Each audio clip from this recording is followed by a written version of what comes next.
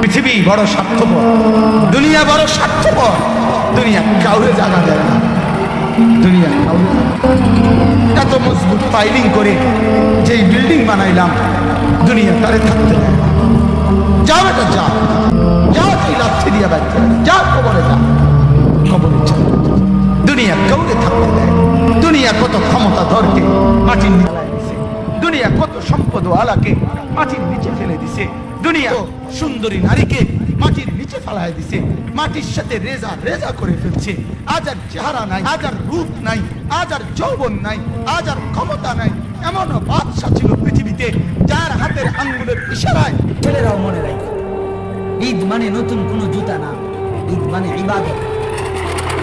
ঈদ তার জন্য ফারাহাতুন ইনদা ফিতরিহি।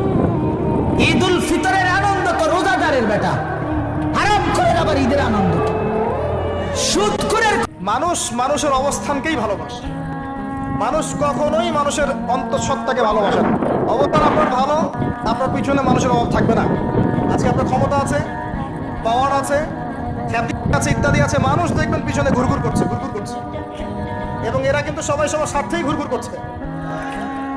এর বাইরে আল্লাহ পাক কিছু প্রশ্ন মনে আল্লাহর পক্ষ থেকে মহব্বত দেন, এটা আলাদা বিষয়। এটা শুধু ধার্মিকদের ক্ষেত্রেই সম্ভব। ওই দুই ব্যক্তি যারা আরশের ছায়া ছায়া পাবে, যারা একে অপরকে আল্লাহর ওয়াস্তে মহব্বত করেছে, তাই না? অতএব আল্লাহর পক্ষ থেকে মানুষ মানুষের অবস্থানকেই ভালোবাসে, মানুষ কখনোই মানুষের অন্তঃসত্ত্বাকে ভালোবাসে না। অবস্থান আপনার ভালো, আপনার পিছনে মানুষের অভাব থাকবে না। আজকে আপনার ক্ষমতা আছে, পাওয়ার আছে, খ্যাতি আছে, ইত্যাদি আছে, মানুষ দেখবেন পিছনে ঘুরঘুর করছে, ঘুরঘুর করছে, এবং এরা কিন্তু সবাই সবার স্বার্থেই ঘুরঘুর করছে।